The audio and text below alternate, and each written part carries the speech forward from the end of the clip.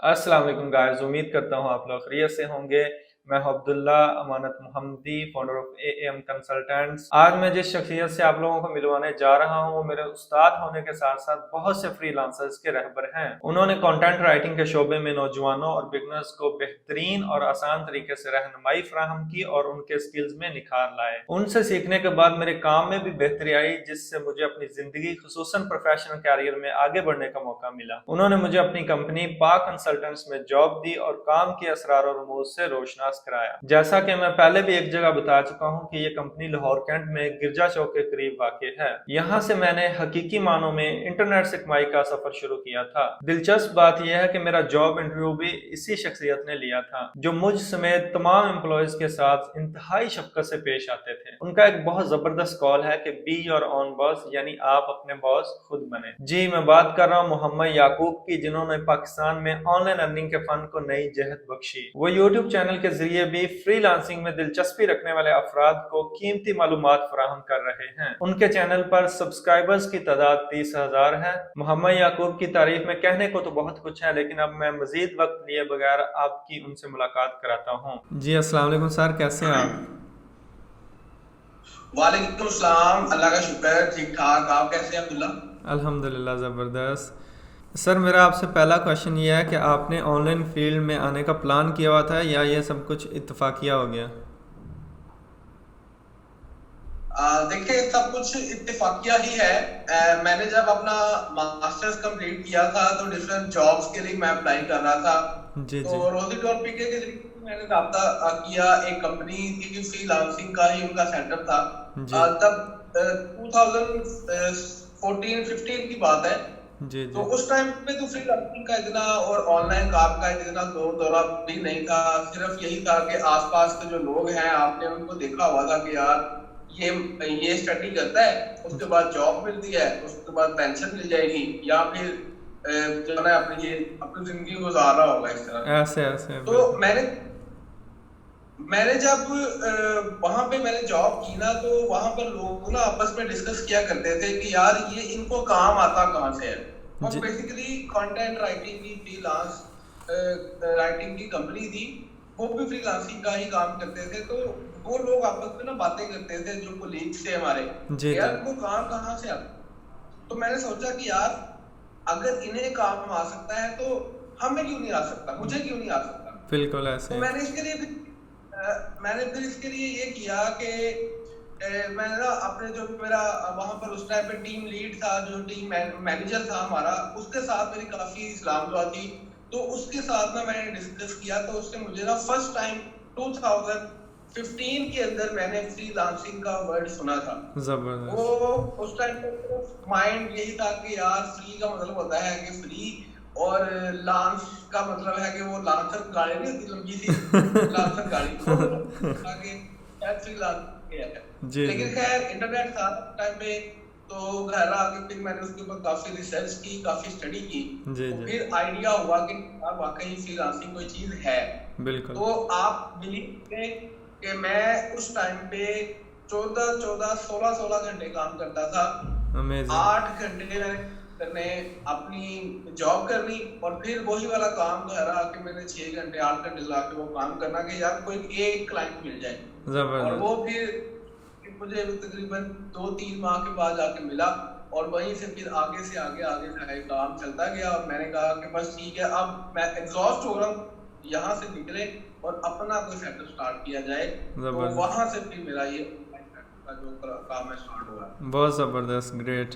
अच्छा सर, जैसा कि आपने माशाल्लाह बताया कि आप इंटरेस्ट लेना शुरू हो गए थे इन चीज़ों में और क्लाइंट्स ढूंढना शुरू हो गए थे, और फिर आपने कब ये वक्त आया, कब आपके जहन में ख्याल आया कि नहीं, अब मुझे जॉब की बजाय अपना बिज़नेस करना चाहिए, अपनी कंपनी बनानी चाहिए, कि आपको लगा कि अब जो है ना मैं इतना कमा भी सकता हूँ और मैं आगे भी जा सकता हूँ? तो इस हवाले से थोड़ा सा अगर बता दें तो। देखिए, it is from the starting of my mature career. जब मैंने अपनी एजुकेशन मास्टर्स का आगाज किया, उससे भी पहले की बात की जाए ना, तो ग्रेजुएशन लेवल पे ही ना मेरा माइंड था कि यार अपना कोई सेटअप किया जाए, कोई ज़बरदस्त। अपना काम किया जाए, बजाय इसके कि हम किसी के अंडर जाके एम्प्लॉय बन के काम करें, तो क्यों ना हम एज एम्प्लॉयर काम करें। जबरदस्त। देखिए जॉब कोई बात नहीं है, लेकिन जॉब के साथ चिपक के बैठ जाना ये बड़ी बुरी बात है। आप जॉब करें जरूर, लेकिन सीखने के लिए। जी जब आपने उस चीज को सीख लिया है तो फिर आप उसको आगे अपनी फिजिकल वर्ल्ड के अंदर, अपनी परमानेंट लाइफ, आप अपनी जॉब की तरफ ना रखें, जी बिजनेस की तरफ आए। बिजनेस का मतलब क्या है कि आप खुद भी अर्निंग कर रहे हैं और उसके साथ साथ आप अपने आसपास के रहने वाले जो लोग हैं उनको भी आप रोजगार का जरिया दे रहे हैं। तो इस वजह से मैंने फिर अपना जो जॉब को छोड़ के तो बिजनेस की तरफ मेरा माइंड था। बहुत ज़बरदस्त, ग्रेट। अच्छा सर, यहाँ पे जो है ना, मेरा आपके लिए एक क्वेश्चन है। मैंने आपकी कंपनी में काम भी किया था अल्हम्दुलिल्लाह, और आपसे बहुत कुछ सीखने को भी मिला। लेकिन ये है कि आपको नुकसान भी हुआ था बिज़नेस में, और इवन आपको कंपनी भी बंद करना पड़ गई। और ये ऐसा किन वजूहात की बिना पे हुआ? जी बिल्कुल, आपने बड़ा अच्छा क्वेश्चन किया है। और मैं आपको यहाँ पर ये कहना चाहूँगा कि जब भी हम कोई सेटअप या कोई भी स्टार्टअप लेते हैं ना, तो कुछ चीज़ें ऐसी होती हैं जो कि बिल्कुल ही हमारे ना वहम गुमान में भी नहीं होती कि यार ऐसा भी हो सकता है। बिल्कुल। अब चूंकि हम फ्रीलांसिंग की वर्ल्ड में हम काम कर रहे हैं, तो उसमें हमारा कस्टमर के साथ ना फिजिकल इंटरेक्शन नहीं है। ऐसे ही। हम फेसबुक के जानते हैं, व्हाट्सएप के जरिए से, स्काइप के जरिए से हम जानते हैं। ऐसे ही। तो उस टाइम पे मैं अभी हालांकि किसी के साथ ये चीज जो ना डिस्कस नहीं की, इवन के घर वालों को भी पता कि मेरा बेसिकली ऑफिस को बंद करने का पर्पस पीछे क्या था। वो रीजन ये थी कि एक क्लाइंट था, उसका मैंने काम किया, कंटेंट राइटिंग की उसकी वेबसाइट थी, और उसके लिए मैंने काम किया। उसको बड़ा अच्छा उसने ना स्टार्टिंग में पे भी किया, अच्छा। साथ साथ उसने एक बार पे कर दिया, फिर 2 हफ्ते बाद उसने पे कर दिया। तो एक पहले उसमें उसका ना एक लाइजन बन गया, तो एक ट्रस्ट बिल्ड हो गया। अब हुआ क्या कि उसने ना कहा कि सर आप ना काम करें तो मैं पेमेंट आपको ना अब फोर्टनाइटली दिया करूंगा, मतलब 2 हफ्ते बाद आपको पे किया करूंगा। तो मैंने कहा ठीक है, पहले भी उसने हफ्ते बाद पे कर दी है, बिल्कुल। दोबारा फिर पे कर देगा। खैर आफ्टर 2 वीक्स, 2 हफ्तों के बाद मैंने जब उससे पेमेंट के लिए डिमांड की तो उसने कहा कि सर थोड़ा सा अपना वेट कर ले, हमारे क्लाइंट की तरफ से ना पेमेंट नहीं आ रही। जी जी। खैर मैंने वहां पर भी उससे कहा जो ठीक है यार, पहले भी इससे पे किया, मजीद पे कर देगा। तो करते करते ना पूरा 1 महीना गुजर गया, जी और जी। उसकी तरफ तकरीबन मेरा कोई लाख सवा लाख रुपया जो है वो उसकी तरफ बन गया हुआ था। ये 2016 की बात है। जी। उस टाइम पे आप जान सकते हैं कि लाख सवा लाख की क्या वैल्यू है। ऐसे ही ऐसे ही। और एक डॉलर वो उस वक्त था, आई थिंक 100 रुपया था डॉलर, अब 200 है। 100 हाँ। डॉलर था, मतलब ये समझ लेंगे डबल। वो 3 लाख रुपए का जो है ना वो हमारा पूरा सेटअप था, जो कि डिस्टर्ब हो रहा था। जी और उसके लिए एक गलती मुझसे ये हुई कि मैंने साथ में कोई बैकअप नहीं रखा अपने ना बिजनेस का। जी। आप जब भी कारोबार करते हैं ना, तो आपने उसमें से कोई 20% 30% सेव रखना है उन हालात के लिए जब आपके पास कुछ नहीं होगा या आप क्राइसिस का शिकार होंगे, तो वहां से पैसे निकाल के आप पूरे कर सकते हैं। जी जी। तो बिल्कुल। खैर यही मुझसे और यही मिस्टेक हुई, जिसकी वजह से फिर मेरे पास बैकअप नहीं था, और ऑफ सीजन स्टार्ट हो गया, ऊपर से वो लाख 1.5 लाख का खर्चा अलग आ गया, जिसकी वजह से फिर ना मजबूरन मुझे ना ऑफिस को ऑफ करना पड़ा। और ये है कि मैंने जितने भी एम्प्लॉइज थे उन सबकी मैंने सैलरीज उनको मैंने पे की। इवन कि मुझे अपना ऑफिस का सारा फर्नीचर सेल आउट करके उनको पे करना पड़ा। तो जी मैंने जी। ये नहीं कहा कि यार मैं मेरा तो नुकसान हो गया, तो इनको पे ना करूं तो कोई मसला नहीं, उनको इन सबको पता है कि लॉस हुआ है। लेकिन नहीं, ऐसा नहीं किया मैंने उनको पे किया, और ज़बरदस्त। उसके बाद फिर मैंने सेटअप उठाया और घर पे आ गया। ज़बरदस्त। अच्छा सर, आपने एक वर्ड यूज़ किया ऑफ सीज़न, तो मैं वीडियो देखने वालों को बता दूं कि ऑफ सीज़न से मुराद ये है कि ख़ास तौर पे कंटेंट राइटिंग में एक ख़ास सीज़न भी होता है कि जिसमें ज़्यादा काम आता है। तो ऐसा मतलब फिर जो है ना उतार चढ़ाव आता रहता है बिज़नेस में। और इसके अलावा ये है कि अगर बिज़नेस में मुश्किल पेश आए, जिस तरह आपके साथ हुआ है, और ख़ास तौर पर कंटेंट राइटिंग में ये भी देखने में आता है कि लोग काम करवा लेते हैं और पे नहीं करते, तो इन सारी सिचुएशंस में क्या करना चाहिए, किस तरह इसको मैनेज करना चाहिए? और जैसा कि आपने ये फेस भी किया और अभी दोबारा अपने बिज़नेस को स्टेबल कर रहे हैं, तो आपका काफ़ी एक्सपीरियंस इस चीज़ में, तो आप क्या बताना चाहेंगे, क्या गाइड करना चाहेंगे लोगों को ताकि वो इन चीज़ों से बचें और अच्छे तरीके से मैनेज कर सकें? जी बिल्कुल, आपने बेहतरीन आपने एग्जांपल दी है, सही मिसाल से आपने बताया है कि ऑफ सीजन से मुराद यही है कि जब हमारे पास काम की जो रेशियो है वो इतनी ज़्यादा नहीं होती कि हम अपने एक्सपेंसेस को मैनेज कर सकें। जी तो जी उस सूरत में ये होता है कि आप ना 100% फ्रीलांसिंग पे रिलाय ना करें। जी जी। फ्रीलांसिंग के बारे में बहुत से लोग ये कहते हैं कि ये हवाई गोली है। तो ऐसे आप 100% फ्रीलांसिंग पे अप्लाई ना करें। आपके पास कोई अपना भी सोर्स होना चाहिए जिसके ज़रिए से आपको क्लाइंट्स मिल रहे हैं। जैसे आपके डिफरेंट आपकी वेबसाइट आपकी अपनी होनी चाहिए, आपके ब्लॉग्स होने चाहिए। कोई ना कोई ऐसा एक स्पेस आपके पास होनी चाहिए जहाँ से क्लाइंट डायरेक्टली आपको कांटेक्ट करता हो और आपके डायरेक्टली क्लाइंट अवेलेबल हो वहाँ पे। तो ज़बरदस्त। आप ये चीज़ जो ऑप्शन है उस सूरत में आप पढ़ सकते हैं। सर आपका माशाल्लाह बहुत ही अच्छा यूट्यूब चैनल है, बहुत ज़्यादा यूज़फुल वीडियोस भी होती हैं और बहुत ज़्यादा अल्हम्दुलिल्लाह सब्सक्राइबर्स भी हैं, अल्लाह मज़ीद बरकत दे। तो क्या सोच कार फरमा थी आपका यूट्यूब चैनल बनाते वक्त?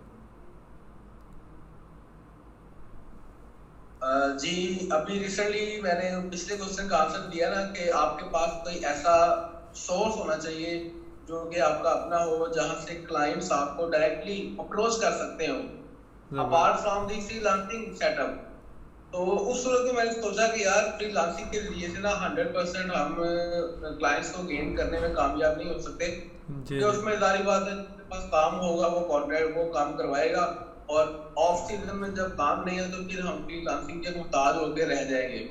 फिर ऐसे मैंने सोचा कि यार क्यों ना अपना कोई ऐसा एक प्लेटफॉर्म बना लिया जाए, कोई वेबसाइट बना ली जाए, कोई ऐसा सोर्स अपना बना लिया जाए जहां से क्लाइंट हमें डायरेक्टली अप्रोच कर सकता हो। तो ज़बरदस्त। और दूसरी में एक यूट्यूब को बनाने का एक चैनल को बनाने का जो पीछे मेरी ना सोच थी वो ये थी कि मैं चाह रहा था कि जो नॉलेज मेरे पास है, जिन प्रॉब्लम्स का मैं सामना कर चुका हूँ इस फील्ड में यहाँ तक पहुंचने के लिए 2016 से लेके 2022 तो 6-7 साल का अरसा ही हो गया है। जी तो जी मैंने इस टेन्योर में जो प्रॉब्लम्स फेस की हैं, मैं जी चाहता हूँ कि आने वाले लोग ना उन प्रॉब्लम को फेस ना करें। जी तो जी। इसलिए मैंने ये चैनल का आगाज किया, और आपने देखा होगा कि वहां पर मेरी जो वीडियोस हैं वो प्रैक्टिकल नॉलेज के ऊपर बेस करती हैं, सिर्फ बुकिश नॉलेज नहीं है। जी मैंने जी। प्रैक्टिकल करके दिखाया है, और मेरी आज इस टाइम तक जो टॉप की वीडियो चल रही है वो वही वाली है कि कंटेंट राइटिंग को प्रैक्टिकल लाइफ में किस तरह से किया जा सकता है। सबसे बड़ी ज़बरदस्त। वीडियो मेरे चैनल पे है, उसके ऊपर व्यूज भी ज्यादा उसी पे आते हैं, और ज्यादा लोग भी कांटेक्ट और कंटेंट और कमेंट्स वगैरह जो है वो उसी चैनल पे उसी वीडियो पे करते हैं कि सर आपने हमें हमारा कंटेंट राइटिंग का जो मसला है वो आपने सॉल्व कर दिया है प्रैक्टिकल सिखा के। तो मेरा ज़बरदस्त। पीछे मकसद ये था कि जो चीजें मैं सीख चुका हूँ वो प्रैक्टिकल करके सिखा दूं ताकि किसी ना किसी पर्सन के वो काम आ सके। तो बस यही पीछे मेरी सोच थी, और अल्लाह ताला ने उस सोच को रंग दिया, और अब आहिस्ता आहिस्ता वो जो मेरा मकसद था वो पूरा हो रहा है। चले माशाल्लाह, बहुत अच्छी बात है, बहुत खुशी की बात है सर। सर देखने में आता है कि कुछ लोग जो हैं रातों रात अमीर बनना चाहते हैं, रातों रात लाखों कमाना चाहते हैं इंटरनेट से, चाहते हैं कि हम बस 2-4 दिन वीडियोस देखें और हमारे पास पैसों के जो है ना मतलब मशीन आ जाए जिससे हम कंप्यूटर के ज़रिए ही छापना शुरू कर दें। तो ऐसे लोगों के लिए, ऐसे स्टूडेंट्स के लिए, ख़ास तौर पे बिगनर्स ऐसा करते हैं, तो उनके लिए आपका क्या मशवरा होगा? देखें इसमें ये भी बड़ा एक वैलिड क्वेश्चन है। आजकल के जो लोग हैं वो फौरी तौर पे चाहते हैं कि हमारी ना ऑनलाइन अर्निंग स्टार्ट हो जाए, ऐसे ही है। क्योंकि हमारे जो यूट्यूबर्स हैं अपने चैनल्स के ऊपर तकरीबन जब भी साल एंड होता है और नए साल का आगाज होता है ना, जी तो जी। अक्सर आपको ऐसी वीडियो होती है कि मैंने पिछले पूरे साल में यूट्यूब से कितना कमाया। बिल्कुल। उसको देख के ना फिर जो दूसरे लोग हैं वो कहते हैं कि यार हमें भी फौरी तौर पे ना इस स्टेज पर पहुंचना है, लेकिन ये वो लोग भूल जाते हैं कि यार इस बंदे ने पूरा अपना एक करियर बनाया हुआ है, प्रॉपर टाइम लगाया है। बिल्कुल इसकी ऐसे। मैं मिसाल देता हूँ, अगर आपने एक जॉब करनी है 30,000 की 40,000 की जॉब करनी है, तो उसके लिए आप क्या करेंगे कि पहले आपने 16 साल आपने स्टडी किया, बिल्कुल 16 इयर्स का आपका स्टडी का टेन्योर है, वो आपने कंप्लीट किया। फिर आपने जॉब्स के लिए अप्लाई किया, जॉब आपको मिली, फिर आपको फौरी सैलरी नहीं मिल जानी, आपने 1 महीना या 1 महीना और 10 दिन आपने वेट करना है, फिर आपको 30,000 40,000 की सैलरी मिलती है। बिल्कुल। अगर सैलरी लेने के लिए आपको 14 साल और इतना अरसा वेट करना पड़ रहा है, तो ऑनलाइन फील्ड में जहाँ पे इतना कंपटीशन आजकल हो चुका है, तो वहां पर ये कैसे पॉसिबल है कि आप साथ ही 2-3 वीडियोस देखें और साथ ही जी आप वर्किंग स्टार्ट कर देते हैं? तो ऐसा पॉसिबल हरगिज नहीं है। आपको टाइम देना पड़ता है। मार्केट में आपसे पहले भी लोग बैठे हुए हैं ऐसे ही। जिनका मार्केट में एक्सपीरियंस है।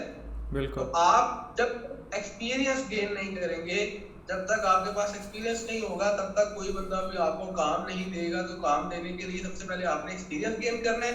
एक्सपीरियंस गेन करें, उसके बाद आप ऑनलाइन फील्ड में हैं तो आपकी अर्निंग यहाँ से स्टार्ट हो सकती है। जी जी, ज़बरदस्त, बहुत बहुत खूब। सर मेरा आखिरी क्वेश्चन है कि आपका विजन है कि बी योर ओन बॉस, इससे आपका क्या मकसद है, नज़रिया क्या है आपका, और ख़ास तौर पे जो बिगनर्स हैं उनके लिए आपका क्या पैगाम होगा, क्या उनके लिए मशवरा होगा और क्या एडवाइस होगी?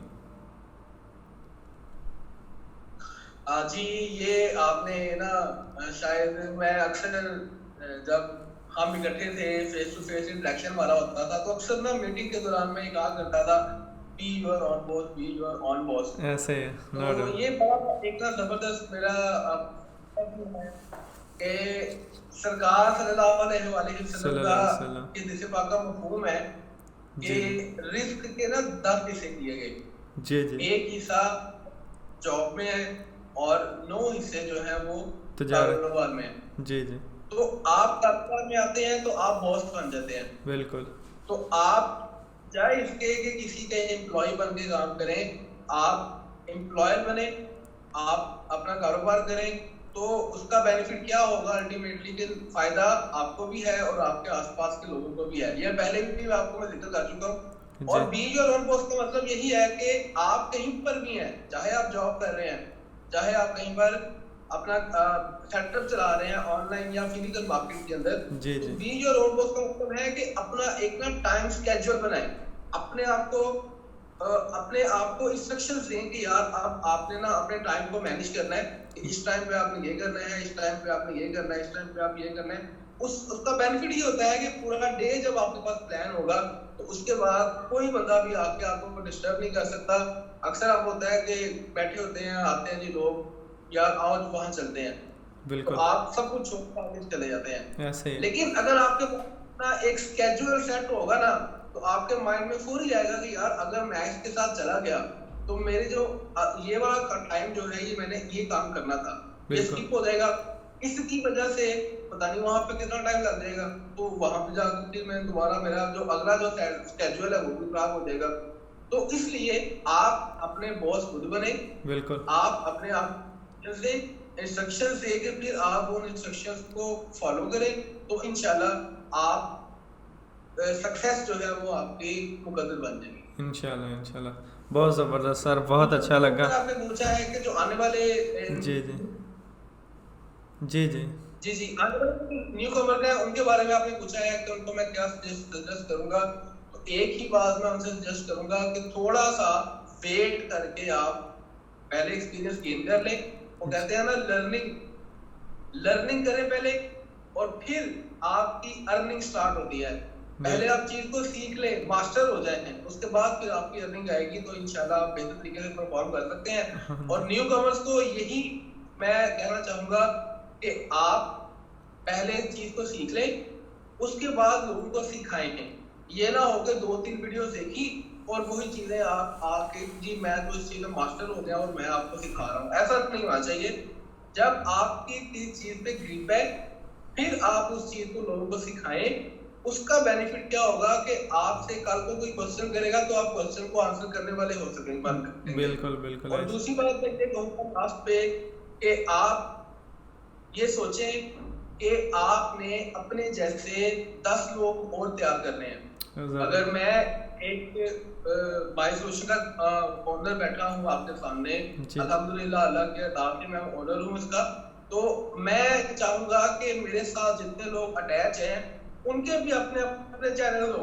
मैं अल्हम्दुलिल्लाह 3-4-5 लोगों के चैनल्स बनवा चुका हूँ, जिसमें से मेजॉरिटी जो लोग हैं वो मोनेटाइज हो चुके हैं। आज भी मेरा एक दोस्त है, उसका चैनल है, उसका वो मोनेटाइज हुआ है। तो जबरदस्त। मजीद भी मेरी ये ख्वाहिश है कि जिस तरह से मैं अपनी पैसिव अर्निंग कर रहा हूँ चैनल के जरिए से, इस तरह से बाकी लोग भी करें।